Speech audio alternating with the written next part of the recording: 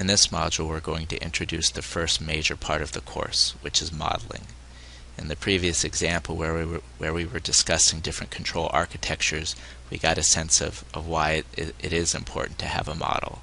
In particular, when we were trying to set the throttle level in order to achieve a certain level of speed, we saw, or we could imagine how the throttle setting would be different based on whether or not we were trying to control a Ford Focus or whether or not we were trying to control a Ford Mustang. And so that gives some indication of why, when we deal with controller design, it's important to have a model. In general, a model is a physical abstraction it's an abstraction of the physical world. You can sort of imagine that an automobile is a very complex system. If you as a human being tried to understand all aspects of it simultaneously, it would be rather overwhelming. And so the idea is to try and get rid of those elements of the system that we don't need to see in order to answer our in particular problem at hand, in order to make to limit the amount of information so that we can address the thing that we're trying to do at the moment. Models can be used for different purposes, possibly even before the physical system exists. This again is one of the motivations for a model-based approach to design. It's much easier to make a change when your design is just on paper than it is once something has actually been manufactured.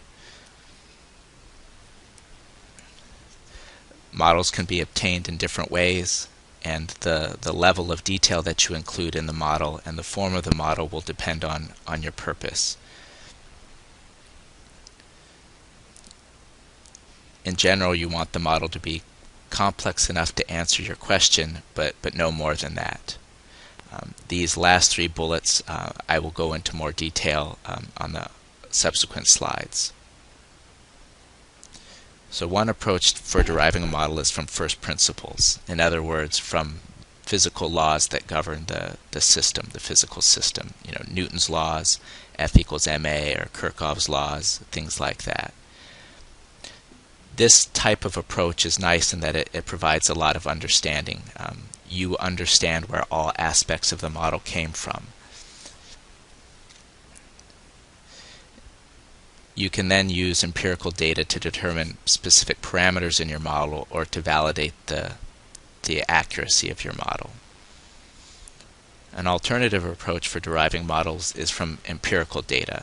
In particular, you can feed a known input into the system and observe the output, and there just try and fit a mathematical equation that matches the input to the output.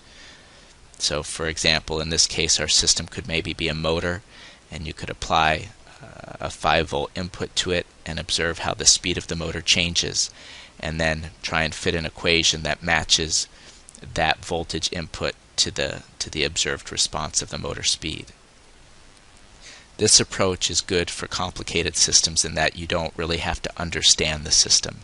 You don't have to derive the model using your physical knowledge of the system. You just try and match the input to the output. Examples where this approach might be useful would be for an IC engine or for a battery.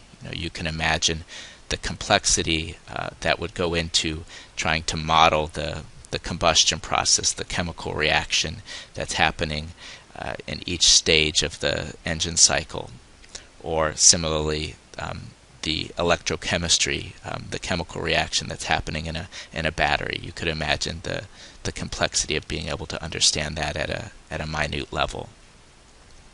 It's also good for black box systems, for systems that aren't really well governed by well-defined physical laws. For example, a driver model. You could imagine that if a driver was given a warning, or if he saw an obstacle in front of him, it would take him some time to react, recognize the warning, recognize the obstacle, start to move, apply the brake, etc.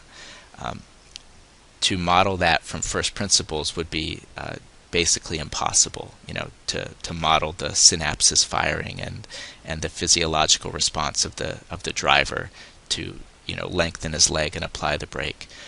Rather, it's much easier to sort of treat the driver as a black box, look at what the sort of stimulus was, look at the response, and just find an equation that matches the two. A drawback of this sort of approach is that it doesn't provide a lot of intuition. So you have a mathematical model, with these various parameters in it, a number 5, for example, but you don't necessarily know what that number 5 represents. You don't know if it's a resistance, you don't know if it's a friction, or whatever. And sometimes these empirically derived models can't be widely applied. So maybe that model will really fit or predict the output of your system or the response of your system very well for the particular input that was used for the derivation. But if you try to apply this model in a different set of circumstances, a different input, a different set of environmental conditions, maybe it wouldn't work very well. Maybe your model is oversimplified.